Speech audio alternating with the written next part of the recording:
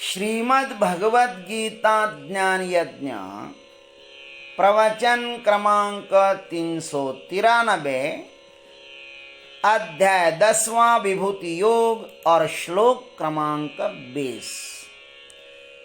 ओम त्र्यंबकं यजामहे सुगंधिं पुष्टिवर्धनम् उर्वारुकमिव बन्धनान् मृत्युर्मुक्षीयमामृतात् समस्तजनकल्याणे निरतं करुणामयं नमामि चिन्मयं देवं सद्गुरुं ब्रह्मविद्वरम् वसुदेवसुतं देवं कंसचाणूरमर्दनं देवकी परमानन्दं कृष्णं वन्दे जगद्गुरुम्।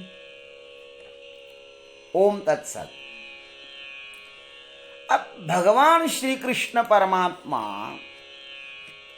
अपनी प्रतिज्ञा के अनुसार अब इस 20वें श्लोक से लेकर 39वें श्लोक तक अपनी विभूतियों का वर्णन करते हैं। आइए अब भगवान अपनी विभूतियों की शुरुआत कहां से करते हैं? अपनी आत्मा से करते हैं। अपनी आत्मा क्या है? अहमात्मा गुडाकेश सर्वभूताशय स्थितः अहमादिश्च मध्यञ्च भूतानामन्त एव च।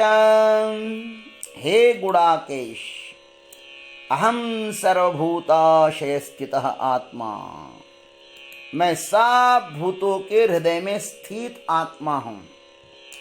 च भूतानाम आदि ही मध्य च अंतः च अहम एव, तथा संपूर्ण भूतों का आदि मध्य और अंत भी मैं ही हूं। आइए इस पर हम लोग अपने सद्गुरु के आशीर्वाद से चिंतन करते हैं। भगवान सर्वप्रथम अर्जुन को यहां पर गुणाकेश कहते हैं।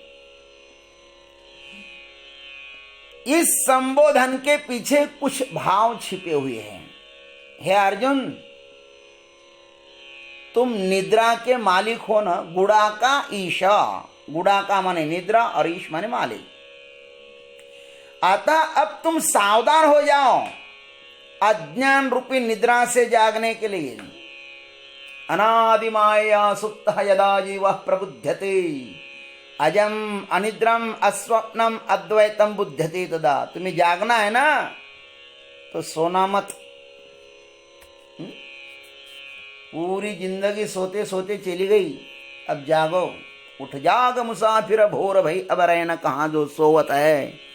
जो सोवत है सो खोवत है, जो जागत है सो पावत है। अब उठो, तुम गुडाकेश हो, निद्रा को अपने वश में कर लो। अथवा मेरा ज्ञान होने के बाद तुम्हें सर्वभूतों पर करुणा करनी होगी, फिर तुम हिंसक नहीं हो सकते हो। तब तुम्हें हितैषी होना पड़ेगा। अथवा मुझको जानना है तो आप अपना समस्त इंद्रियों को सुसंगठित कर मेरे स्वरूप में अपना चित्त लगाओ। इस प्रकार गुड़ा का ईश, गुडाकेश के अर्थ है।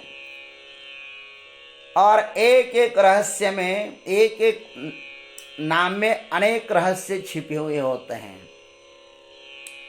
भगवान कहते हैं अहम सर्वभूताशय स्थितः आत्मा। अपना ऐश्वर्य बताने का प्रारंभ प्रभु ने सर्वांतर आत्मा से किया है, जो इन समस्त प्रपंच का आधार है, सबका अंतर्यामी है, सबका निवास स्थान है और सबका प्रिय है।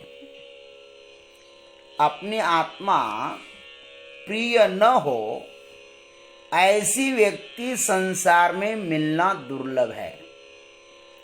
सबसे अधिक हम किस पर प्रेम करते हैं? ऐसा यदि कोई आपको पूछे तो आप उत्तर कह देंगे, सबसे अधिक आप किस पर प्रेम करते हो? तो हम अपने पर ही प्रेम करते हैं। नवारे पत्युः कामाय पति प्रिया भवति नवारे आप नवारे पुत्राणाम कामाय पुत्रा प्रिया भवन्ति आत्मनस्तु कामाय पुत्राः प्रिया भवन्ति। नवारे देवानां कामाय देवा प्रिया भवन्ति आत्मनस्तु कामाय। नवारे देखो, हम दूसरों पर जो प्रेम करते हैं ना, अपने लिए प्रेम करते हैं। अपने को सुरक्षा मिल रही है ना, इसलिए प्रेम। बाकी सब प्रेम 2 नंबर के हैं। और सच्चा प्रेम जो है ना, अपनी आत्मा पर जो प्रेम है ना, वही सच्चा प्रेम है। इसलिए भगवान कहते कि हे गुड़ाकेश, सर्वप्रथम तुम मुझे अपनी आत्मा में देखो। अपनी आत्मा में देखो, अपने से शुरुआत करो।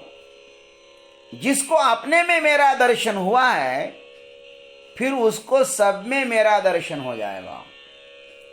परमार्थ की यात्रा अपने से प्रारंभ होती है और विज्ञान की यात्रा दूसरों से, अन्यों से। अतः विज्ञान कभी भी परमात्मा को नहीं प्राप्त कर सकता। जिसका तोड़ना ही स्वभाव हो, जिसका तोड़ना मरोड़ना ही स्वभाव हो, वह कहीं जुड़ेगा नहीं। विज्ञान हर वस्तु को तोड़ता है और तोड़कर देखता है, यह उसकी शोध प्रक्रिया है। इसलिए व्यक्ति जितना अधिक जड़ पदार्थों के साथ रमता है ना, वह उतना ही शुष्क हो जाता है, भावना शून्य हो जाता है।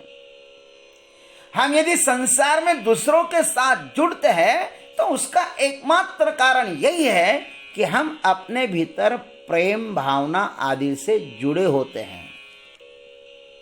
हमें यदि प्रेम का अनुभव ही नहीं है तो हम दूसरों के साथ प्रेम नहीं कर सकते।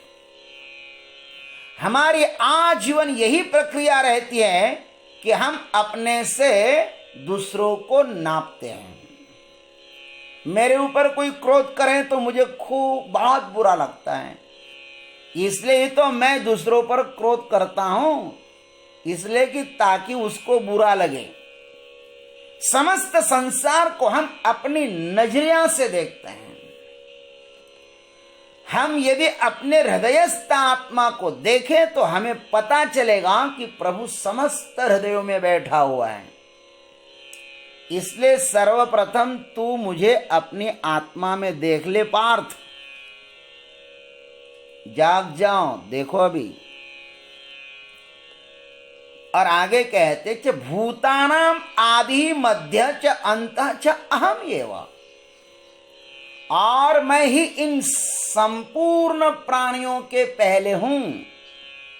पहले भी मैं ही हूं, मध्य में भी मैं ही हूं और बाद में भी मैं ही रहूंगा।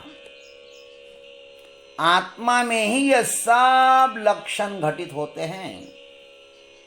जन्म से पहले था मैं, अब भी मैं हूं और बाद में भी मैं ही रहूंगा।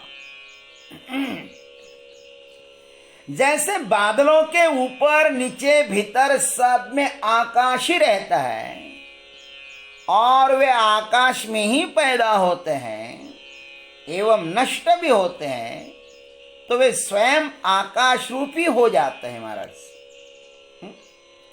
ठीक ऐसे ही मैं आत्मा ही समस्त प्राणी मात्रों की उत्पत्ति, स्थिति और लय हूं। मिट्टी भी कह सकती है कि समस्त बर्तन, उनकी उत्पत्ति, उनकी स्थिति एवं उनका लय मैं ही हूं। कह सकती है। सूर्य भी कह सकता है इन समस्त प्रतिबिंबों का आदि मध्य अंत मैं ही हूं। जितने सारे प्रतिबिंब है ना, उसका आदि भी मैं ही हूं, अंत भी, और मेरे कारण में है, कह सकता है सूर्य। तो इस प्रकार भगवान कहते हैं जो आत्मा है ना, वह आत्मा सबके भीतर स्थित है, वही सबका आदि है, सबका अंत है और सबका मध्य भी वही है।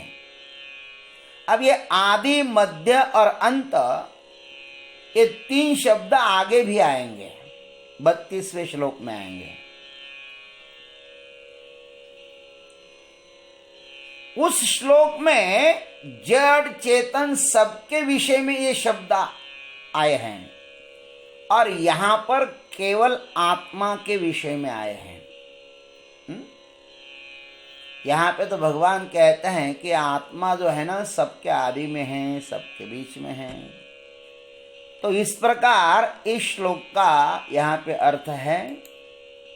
ओम तत्सत। जय गुरुदेव, जय जगदीश्वर, जय जय महाकाल।